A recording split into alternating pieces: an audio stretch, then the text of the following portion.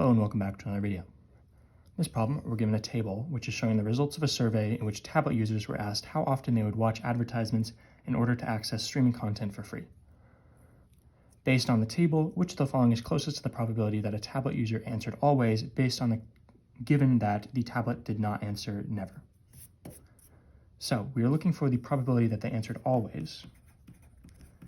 And this is going to be over them not answering never. So either they answer rarely, or often, or always. So this is always divided by everything that isn't never.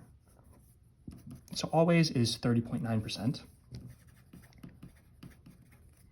This is divided by rarely is 24.3%, plus often is 13.5%, plus always is 30.9%.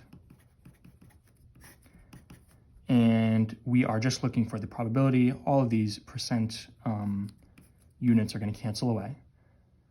So we have 30.9 divided by 24.3 plus 13.5 plus 30.9. Plug this fraction into your calculator, you get 0.449. Which of the following is closest to this? C, 0.45 is the probability that a tablet answered always, given that they did not answer never. As always, thank you for liking and subscribing, and I'll see you in the next video.